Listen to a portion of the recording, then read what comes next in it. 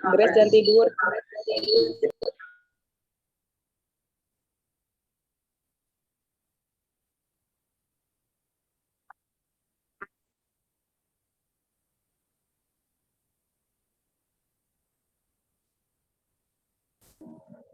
Selamat sore, Ibu. Selamat sore anak-anak. Sehat semua ya? Sehat, Bu. Kok ketemu terus toh? Di mata kuliah apa saja tadi ketemu terus sama kalian?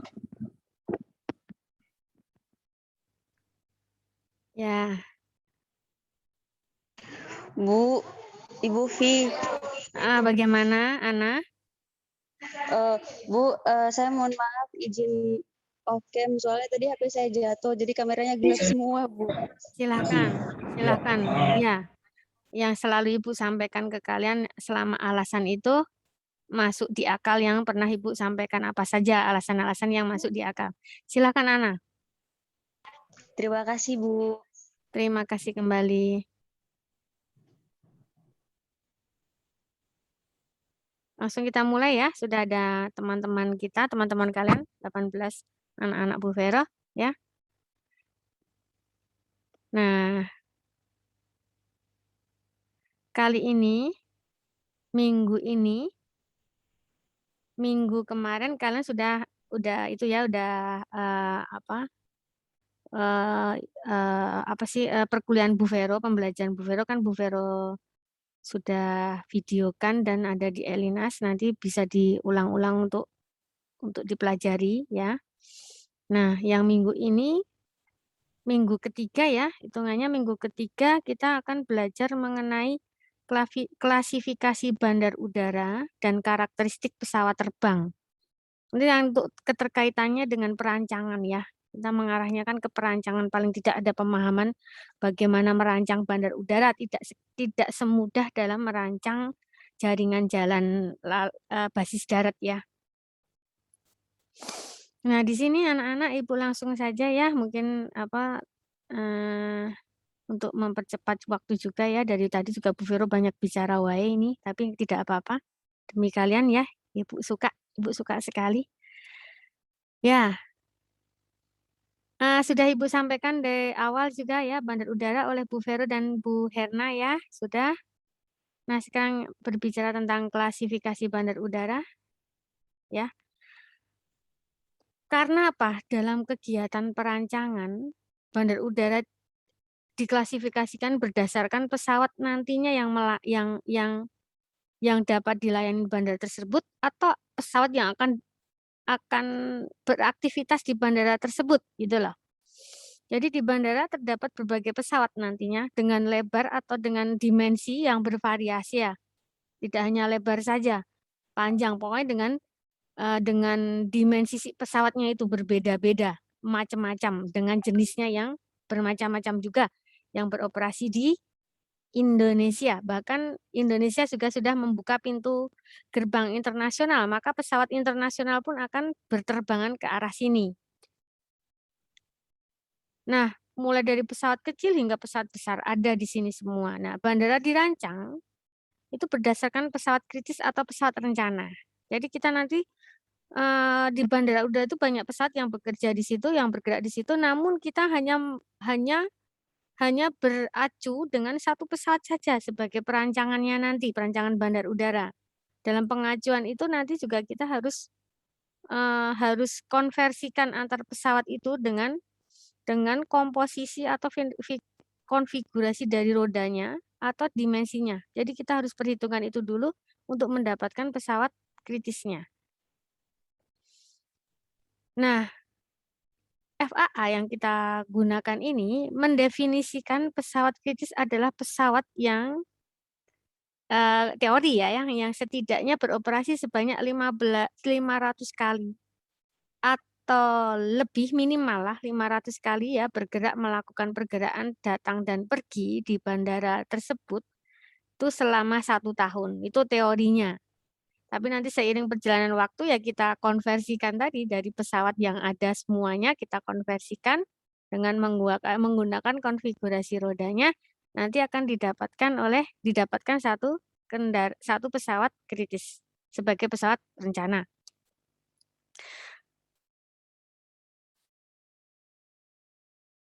Nah, jadi ada kalanya dalam banyak kasus ya, dalam beberapa kasus ada lebih dari satu pesawat kritis dipakai untuk tujuan perancangan bandara. Ada. Jadi tidak hanya satu ya, tapi seyogianya itu satu. Nah, bahkan beberapa negara ada yang mencontohkan bahwa seringkali pesawat terkecil itu bisa menentukan orientasi runway atau arah runway. Ya sudah, kita udah bicara runway dan arah ya kemarin ya. Dan sedangkan untuk pesawat terbesar bisa menentukan tebal perkerasan atau menentukan kebutuhan luasan bandar udara. Itu bisa dikatakan salah atau tidak? Bagaimana ya? Jadi kita tergantung acuan yang kita gunakan. Namun kalau FAA seperti itu tadi, kita akan mengacu dengan FAA yang dipayungi oleh ICAO, kita pakai itu. Ya sudah, kita harus konversikan pesawat-pesawat tersebut untuk mendapatkan satu pesawat berdasarkan konfigurasi rodanya masing-masing pesawat untuk mendapatkan apa tadi? Satu pesawat kritis atau pesawat rencana.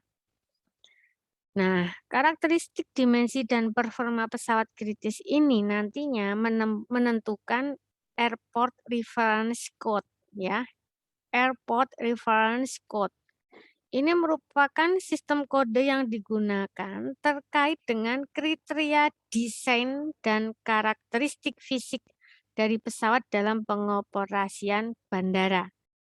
Untuk apa nanti itu tadi Airport Reference Code? Nanti menemukan code number dan code letternya untuk klasifikasi bandar udara atau kelas bandar udara atau apa ya? Ya kelas bandar udaranya kelas berapa, tipe bandar udara. Nah, terkait dengan Airport Reference Code ini, itu ICAO menggunakan dua elemen kode dalam menentukan Airport Reference Code. Ada code number tadi yang Ibu baru sampaikan ini di depan tuh. Ada code letter. Code number and code letter. Nah, di code number itu kita gunakan kode angka. Code number itu kode angka. Untuk apa ini? Ini untuk mengklasifikasinya perhitungan panjang runway. Ya, untuk klasifikasi perhitungan panjang runway kita gunakan code number atau kode angka. Ya. Nah, disediakan di sini kode angka itu ada 1, 2, 3, 4. Untuk dari ICAO ini. Hanya sampai 4 code number. Untuk perhitungan panjang runway yang dibutuhkan bandar udara. Nanti di runway tersebut termasuk ada stop way, clear way yang Ibu sampaikan kemarin di pertemuan kedua. Ada stop way, clear way. Nah, berdasarkan referensi pesawat Aeroplane Reference Field Length atau ARFL kita nyebutnya. Nah, berdasarkan referensi pesawat Aeroplane Reference Field Length. Nah, satunya code letter. Code letter itu adalah kode huruf. Kode huruf. Huruf yang disediakan atau code letter yang disediakan oleh ICAO itu adalah sampai A, B, C, D, E, F. Tapi jangan dipakai itu F ya. A, B, C, D, E aja sudah mulai jarang. Belum di dunia ini F itu ya termasuknya nanti jadi pesawat-pesawat lokal yang hanya lokalan aja dipakai. Nah, code letter ini atau kode huruf ini yaitu perhitungannya sesuai dimensinya pesawat. Apa ya, wingspan-nya atau lebar sayap kemarin yang sudah Ibu sampaikan, wingspan-nya atau outer main gear wheel span-nya atau apa itu lebar jarak roda terluar pesawatnya. Itu berdasarkan itu jadi dimasukkan ke kriteria di code letter ya. Nah,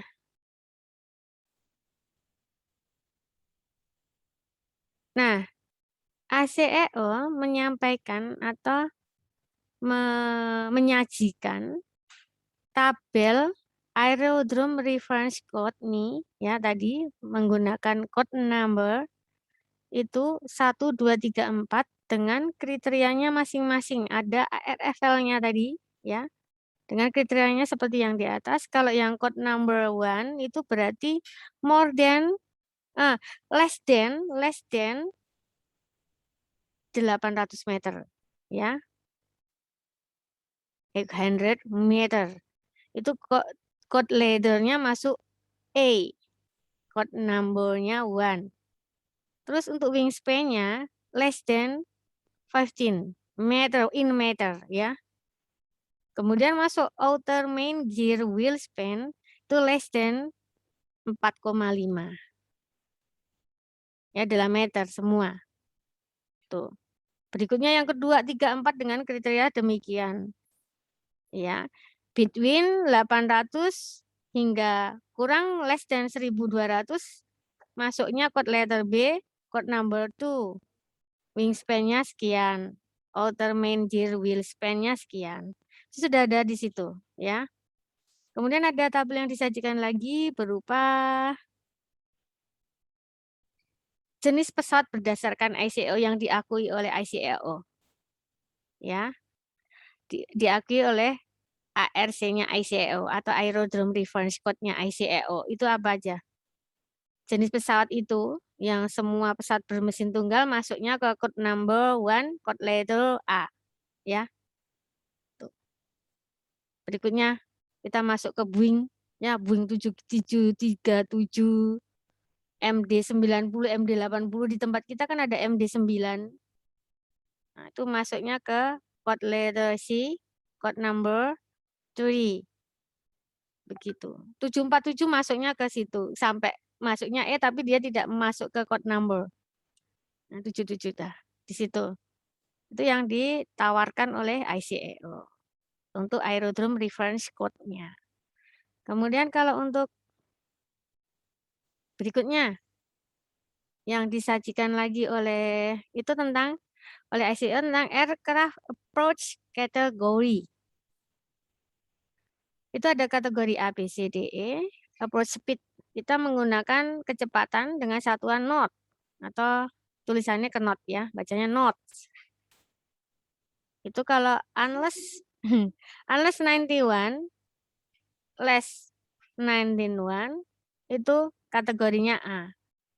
Lebih more than 166 kita gunakan kategori E berdasarkan tabel yang disajikan, tabel aircraft approach kategori ditawarkan oleh ICAO. Tuh ya, itu nanti untuk menentukan kelas-kelas bandar udara. Begitu Bu Rida. Bu Rida sangat Bu Rida. Nah, kemudian selanjutnya ada tabel nih. Tabel Airplane Design Group. Gunakan nomor grup 1, 2, 3, 4, 5, 6. Berdasarkan dimensi pesawat yang bekerja di rencana di pelabuhan udara di bandar udara tersebut. Tail height atau apa? Panjang Maaf, Oh, ini bagaimana? Nggak mendengar? Iya, silakan. Itu ada beberapa teman-teman yang belum di ACC. Oh, loh, sudah ya? Sudah Ibu ACC semua itu? Mungkin proses bergulung-gulung. Oh iya. Proses bergulung-gulung sudah Ibu Ibu ACC. Ya, sekarang terima kasih kembali. Nah, masuk ke Airplane Design Group.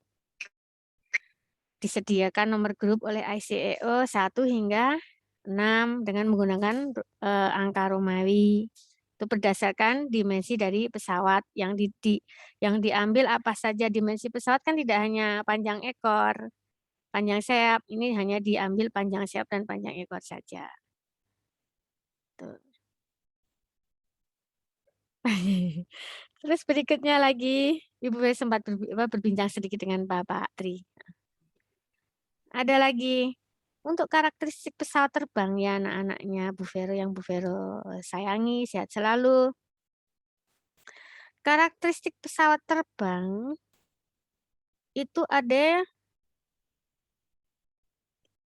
terdiri dari berat, ukuran, ya, kapasitasnya, panjangnya, lebar sayap, itu panjang landas pacu, panjang badan pesawatnya sendiri, tinggi pesawat, wheelbase-nya, wheel trade-nya, apaan saja itu Bu Vero disebut di situ semua nggak ada kejelasannya. Yuk, Ibu jelasin di sini.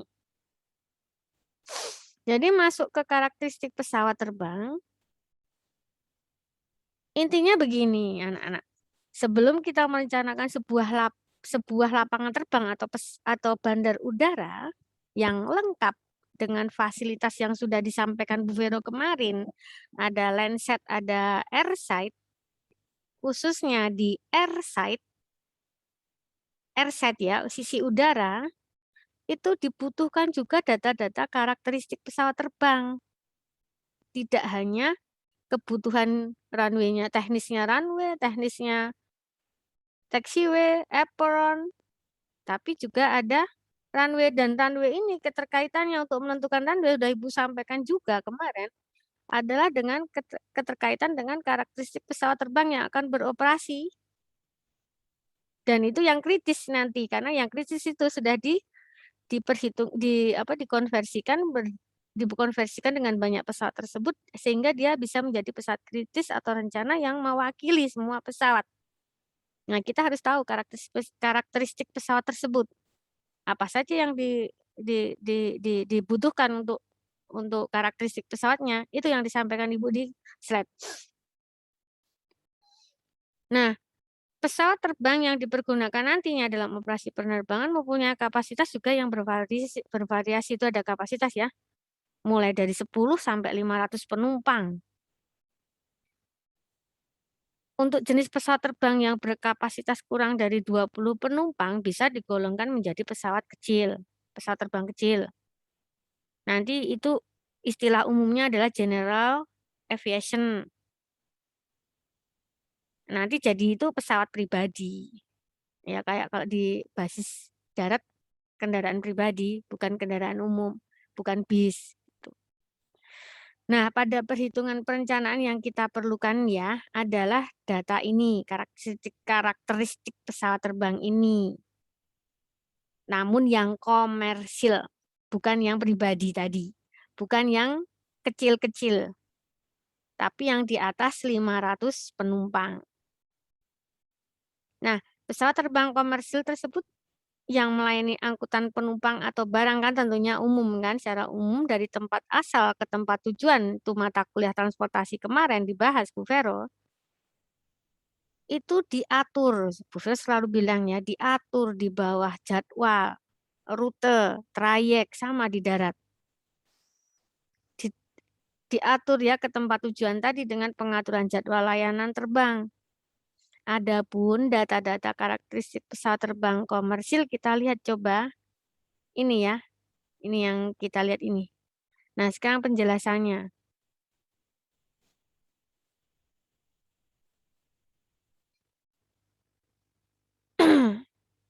Pada yang namanya weight atau berat, itu berat pesawat diperlukan ini untuk merencanakan perhitungan tebal perkerasan dan kekuatan landas pacu, apron, taxiway. Ya. Ini diperlukan beratnya. Ada nih karakteristiknya, ada apa ya? Ada tabelnya, tabel per jenis pesawat itu di ICAO ada. Nanti bukunya Ibu sampaikan, judul bukunya, dan silakan di searching ya atau tanya ke Mbah Google. Banyak banget Ibu Vero download dari situ banyak. Nah. Tapi masih dalam bentuk bahasa Inggris, silahkan terjemahkan masing-masing. Berlatih untuk menerjemahkan bahasa Inggris dengan bahasanya sendiri. Ya. Tapi ya dengan kaidah kamus bahasa Inggris, bahasa Indonesia, bahasa Inggris, bahasa Inggris, bahasa Indonesia. Ada SPOK-nya, ada subjek dan ada objektif predikatnya, ada objektifnya. Nah, berat pesawat diperlukan untuk mencanangkan perhitungan tebal perkerasan dan kekuatan landas pacu, airborne, dan taxiway. Bisa didefinisikan sebagai jarak dari ujung nih, ini untuk masuk panjang deh. Ya berat seperti itu ya. Berat itu nanti bisa masuknya ke, jadi berat keseluruhannya dari ujung pesawat sampai akhir pesawat, sampai dari atas sampai ke bawah. Yang pasti volumenya. Nanti masuknya bisa masuknya adalah ada payloads, ada zero fuel weight, ada macam-macam nanti habis ini selesai. Nah, sekarang masuk ke ukuran dimensi. Untuk di ukuran atau dimensi, lebar sayap dan panjang badan pesawat mempengaruhi dimensi untuk apron atau ruang parkir pesawat di apron dan konfigurasi letak parkir pesawat di terminalnya. Ada macam-macam konfigurasi letak parkir, macam-macam sekali. Nanti kita bahas di berikutnya. Untuk apa lagi dimensi kebutuhan landas pacu terkait dengan lebar landas pacu. Kemudian untuk kebutuhan apa lagi? Kebutuhan taxiway yang Ibu sudah sampaikan. Kenapa? Kita ada geometrik di taxiway, tikungannya. Ada tikungan, ada perempatan dan ada pertigaan. Nanti ada sisi beloknya atau geometrinya itu membutuhkan panjang sayap. Sama dengan yang di jalan, tapi lebih detail bukan lebih detail, lebih spesifik ya, lebih hati-hati dalam perancangan di bandar udara, di basis udara, transportasi basis udara. Kapasitas volume penumpang sangat berperan penting dalam merencanakan kebutuhan terminal penumpang itu berarti di sisi land side. Dan prasarana ruang parkir kendaraan penumpang serta prasarana yang lain di sisi land side. Nah, kemudian ada panjang landas pacu. Ini mempengaruhi kebutuhan lahan sebuah bandar udara. Seberapa panjang landas pacu, maka seberapa besar kawasan bandar udara. Ya. Nah, karena ketentuan panjang landas pacu harus dihitung kembali sesuai kebutuhan berdasarkan pesawat terbang yang kritis tadi. Yang Ibu sampai tadi berbicara tentang apa tadi? Oh, belum sempat di sini ya. Jadi waktu itu tadi berbicarakan di transportasi ya, mungkin ada mahasiswa yang ikut transportasi bahwa sebelum bandara apa ini di Jogja ini NIA ya. NIA itu apa? New Yogyakarta International Airport ya. Itu ada di Kulon Progo, itu sebelumnya masuk di daerah Wonosari. Dan sebelum ada perencanaan di Wonosari, adanya kan di Adi Sucipto di sini, di Meguwo ini, dengan kondisi kawasan yang kecil. Nah, Ibu desain waktu itu, bukan desain, Ibu evaluasi dengan beliau Bapak Wardani waktu S2 ya, tahun 2005, direncanakan untuk airport internasional. Maka waktu itu Ibu tidak mencari pesawat kritis dengan pesawat yang sudah beroperasi, karena tidak ada di situ pesawat yang mewakili untuk transportasi ke internasional. Maka langsung kita ambil waktu itu Bapak dan Ibu ngambil untuk Airbus 300. Ketika itu sedang booming-boomingnya berita tentang Airbus yang masuk dari Malaysia ke Indonesia, bagaimana bisa langsung menuju ke Jogja. Tidak perlu menuju ke Jakarta, tapi ke Jogja. Kita gunakan Airbus 300. Bu Vero cari karakteristik pesawat terbangnya, kita bisa menentukan panjangnya landas pacu. Akhirnya didapat panjang landas pacu bertambah menjadi 1.300 dari 800 di Adi Sucipto. Berarti kurang 500. Perlu panjang. Tapi pada saat dipanjangkan ke arah timur, kan arah timur ya, panjang di Adi Sucipto itu landas pacunya ke arah timur. Kita akan terbentur oleh cagar budaya, yaitu Candi Boko. Maka dirubah arahnya, Bu Vero rubah arahnya dengan mengumpulkan data angin. Setelah terubah arahnya, akhirnya mengarah ke arah selatan, condong ke arah itu, makam Imogiri. Terbentur kultur juga. Bagaimana mau manuver di atas makam? Bapak Sultan tidak setuju. Ya udah. Akhirnya dipindah ke Wonosari. Di Wonosari terkendala oleh teknis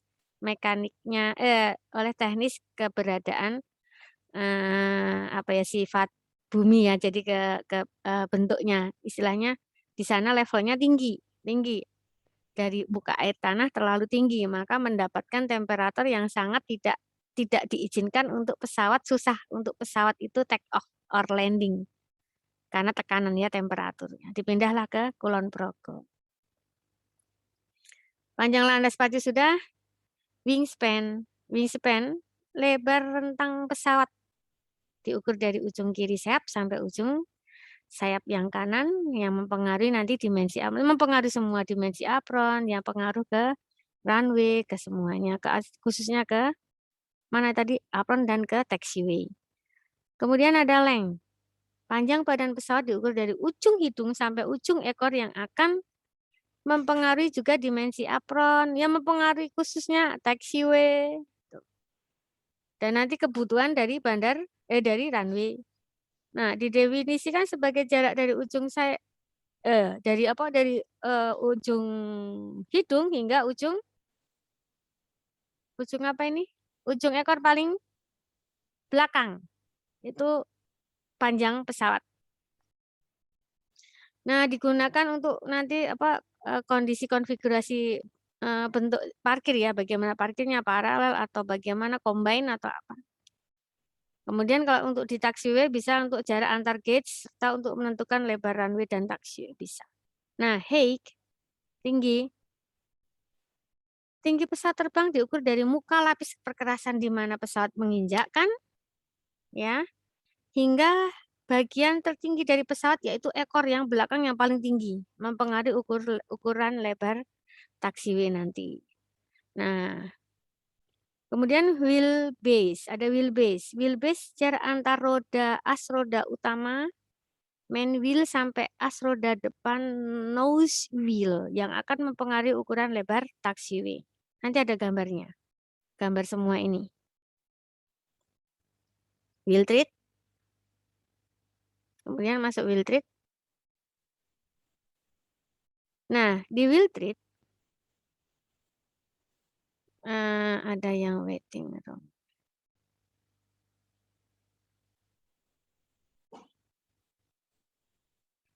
Ya.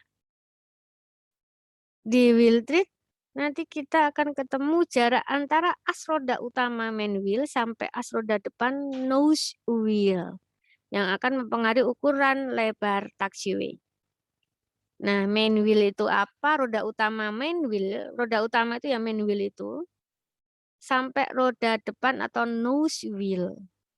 Nose wheel itu adalah roda yang berada di depan sendiri atau di bawah kokpit ya, di bawah kokpit. Nah, roda utama atau main wheel itu terletak di bawah sayap atau dinamakan roda pendarat.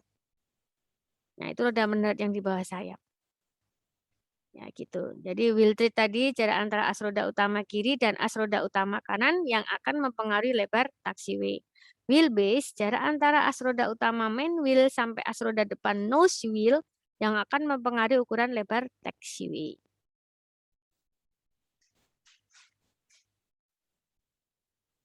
Nah, itu semua nanti sangat mempengaruhi dalam perancangan ya. Bagi pesawat sangat menentukan kebutuhan panjang landas pacu ya untuk pesawat untuk kebutuhan panjang landas pacu adalah jarak yang akan ditempuh sehingga menentukan berat maksimum saat lepas landas, aman pada saat lepas landas.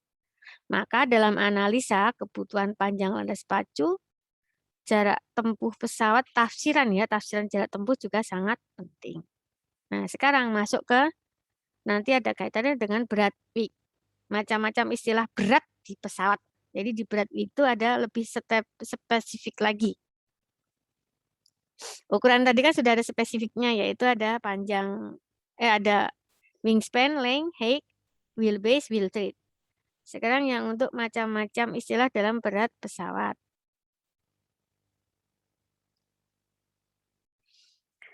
Berat pesawat terbang dan komponen-komponen berat adalah yang paling menentukan dalam menghitung panjang landas pacu dan perencanaan lapis keras landas pacu. Ini penting.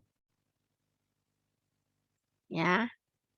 Nah, yang paling pokok ada 6 nih. Penting. Paling pokok ada 6. Yaitu operating weight MT. Atau orang suka menyebutnya OW. OWE. OW. O-nya itu operating, W-nya weight, E-nya MT. Adalah berat kosong pesawat terbang sendiri. Namun termasuk di dalamnya ada kru dan ada bahan bakar cadangan. Tidak ada penumpang dan tidak ada barang. Itu OW, operating weight empty. Ini berlaku penting sekali. Nanti ada tabelnya, jenis pesawat tertentu, beratnya juga akan tertentu, OW-nya, ada tabel-tabelnya. Ini untuk mendesain bandar udara nanti, khususnya menghitung panjang landas pacu, dan perencanaan lapis keras landas pacu. Ya. Kemudian yang berikutnya adalah payload. Load. Ya. Itu adalah berat isi pesawat terbang, termasuk di dalamnya masuk penumpang, masuk barang, dan muatan lainnya yang sifatnya membayar. Jadi ditambah, payloads itu adalah OW plus penumpang dan barang yang berbayar. Bagasi termasuk. Itu payloads. Payloads termasuk OW. Ada di situ masuk. Nah, berikutnya adalah zero fuel weight. Zero fuel weight adalah berat bahan bakar yang dibutuhkan saat pesawat terbang. Bukan cadangan. Ini zero fuel weight. Nah, maximum ram weight adalah berat berikutnya maximum. Oh, Ibu enggak mah. Oh, iya nih. Nah, macam-macam istilah. Kemudian maximum ram weight adalah berat maksimum pesawat terbang yang diizinkan untuk taxiing. Udah mulai jalan. Berjalan dia, berarti menghabiskan sedikit bahan bakar. Ya, bahan bakar yang untuk operasi, untuk apa sih? Untuk trayek ya, untuk rute. Pada saat pesawat melakukan taxiing dari apron menuju ujung landas pacu siap untuk persiapan untuk take off, dia berjalan dengan kekuatannya sendiri membakar bahan bakar sehingga kehilangan berat. Itu maximum ram weight. Artinya itu maximum take off weight yang harusnya penuh dengan ada kru, ada pilots, ada zero fuel weight, itu sudah berkurang fuelnya untuk taxiing ke ujung landas pacu. Nah, selisih dan perbedaan maksimum ram weight sangat sedikit kok, hanya beberapa ratus kilogram saja, karena kan taxiway-nya hanya di situ saja. Nah, kemudian masuk MLW atau maximum structural landing weight. Ini untuk landing. Untuk landing ya. Nah, di sini istilahnya persiapan untuk landing kan maksimumnya adalah istilahnya maksimum structural landing weight ini atau MLW. MLW ya, MLW aja, MLW.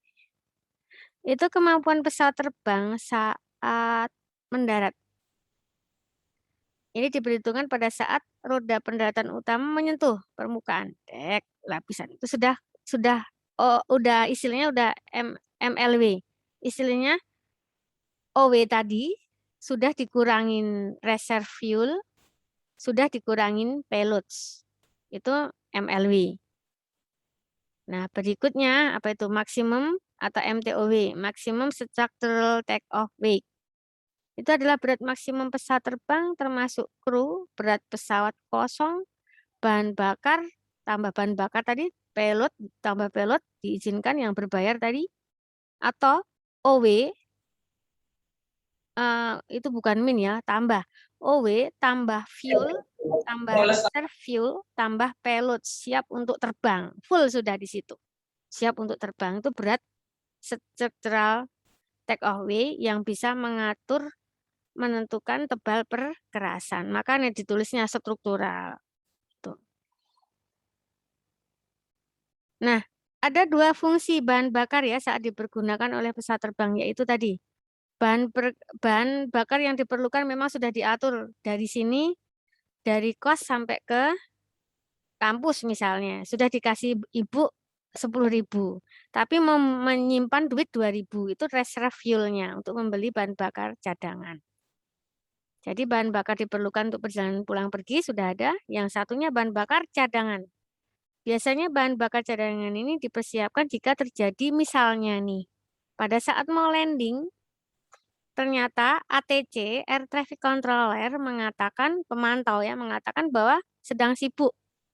Landas pacu sedang sibuk, taxiway sedang sibuk, apronnya penuh misalnya ini terjadinya. Nah, diberitahu akhirnya pesawat yang sudah siap untuk landing berputar-putar dulu, menunggu kan, berputar-putar. Itu menggunakan reserve fuel. Reserve fuel. Itu kalau positifnya. Negatifnya, Bu Rida, negatifnya itu adalah jika terjadi sabotase. Demi keselamatan keamanan penumpang, terjadi sabotase yang harusnya turun tidak diturun-turunkan oleh penyabotasenya, ya gunakan reserve fuel.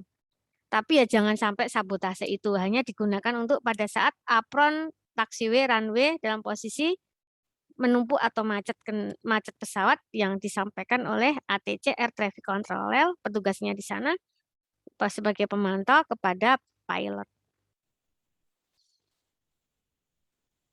Nah, gitu. Atau dipergunakan jika terjadi penerbangan alternatif. Artinya, harusnya turun ke Bandara Adi Sucipto, ternyata harus turun ke Adi Sumarmo misalnya. Karena ada teknis tertentu, kegiatan pemerintahan atau apa turun ke sana. Seperti itu. Maka dari penjelasan ini bisa dilihat